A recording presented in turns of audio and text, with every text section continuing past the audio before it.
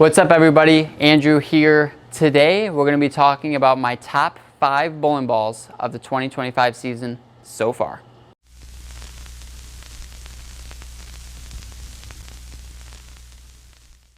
So how this is going to work is I'm going to talk about each ball, throw it maybe a couple times. I'm not really expecting great results, but I'm just going to talk to you guys on how I use them throughout the year and why it got into my top 5. Number 5 on the list is the XL. Although discontinued now, it was one of my favorite bowling balls throughout the season. It was one of the first balls I drilled when switching companies, and it's kind of like a safety net on the bigger bowling ball side, the stronger end of things. I got to use it on the fresh quite a bit, especially on the medium to longer patterns, and I felt like later in the day on the short patterns, it really saved me at times. But when I used it most was on the fresh, playing much farther to the right and using its big engine as something that was very smooth down the lane.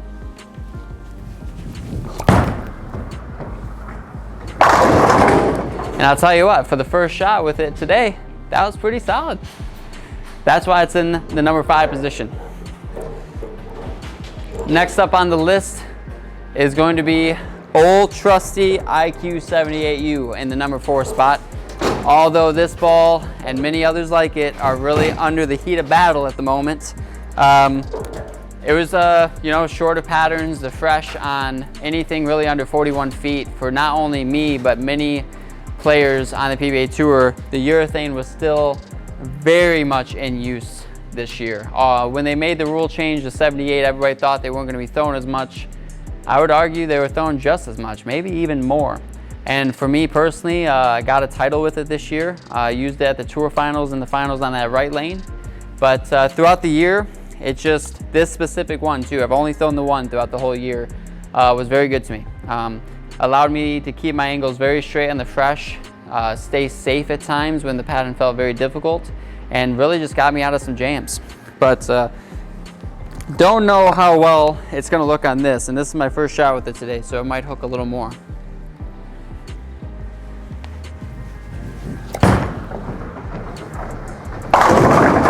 Hey, that's why it's in the number 4 spot, right? That could not have gone better for my first 2 shots with the balls listed. In the number 3 spot, we're gonna have the Attention Star. The Attention Star is a mid to high range Pearl ASIM. Last year, it was probably in a lot of people's top 5s. It has been around a while, but throughout this year, later in the days, on majority of patterns, somewhere it got out onto lane. Now, I didn't throw it for long periods of time, but when I did throw it, it felt like I was allowed to open my angles, really curve the lane. And when some of the other guys with bigger rev rates were allowed to curve the lane a lot, even though my rev rate's not super high, it allowed me to do the same. So, really use this ball later in the day to open my angles up.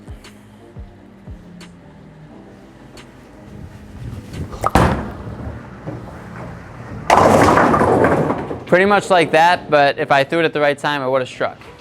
So, Attention Star, kind of like an Old Faithful, but not nearly as much of an Old Faithful as this next one. When I first signed with 900 Global, the first ball I asked Rob Gottschall for was a Phase 2. It's been out for, I want to say, I know it's over like 7 years, but very long time. This ball has withstood the test of time in many ways, and it was the first ball in my bag on a lot of different patterns. Even though I didn't start with it, like I said, I started with XL a lot, urethane a lot. This ball was always in my bag and on the rack before I competed. It's kind of a safety net, first ball of the bag. Some people would call it a lane reader. I used it whenever needed. At the US Open, multiple patterns I started with it. I wish I threw it on the TV show there. I threw it in Reno a ton at the World Series of Bowling on multiple different patterns, but this is one of the most versatile balls still in the game today. And so really used it whenever needed. Right now, I'm gonna use it as something to throw it a little slower and open the lane up a bit.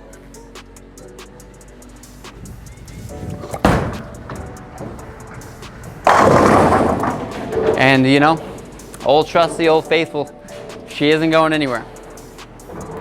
Now, if you have followed my bowling this year at all, you already know what's in that number 1 spot. It's not even a question. The IM Pro, in many ways, has single-handedly bounced back my career. Now, don't get me wrong, all these other bowling balls have been great. I've done a lot of good bowling with a lot of different equipment, but this specific ball, talking about matching up to a player, I've never in my life experienced something like this, where anytime I'm in trouble, anytime later in the day, anytime that I felt like I needed a big game, I went to this ball, and I had a couple of them, but this one specifically, and it gave me a big game. I won my first title in 7 years with it. I led multiple events with it. The last game of the tour finals on left lane that I was really struggling on, went back to Old Faithful, and she sealed the deal. So yeah, I am pro. When it comes to getting a bang for your buck, like, it's not meant to be the strongest ball in your bag. It's not meant to be this big boomeranging thing. But for what you get at the price point, it's unbelievable. And it really just showed out. And I use it all the time, but as many of you watched, I used it a lot more when I had to really curve the lane and throw it slow.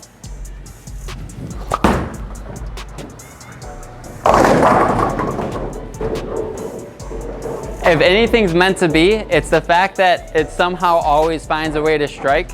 A little roll 2 for the IM Pro. But yeah, top 5 bowling balls of the 2025 season to get me 2nd in points on the PBA Tour.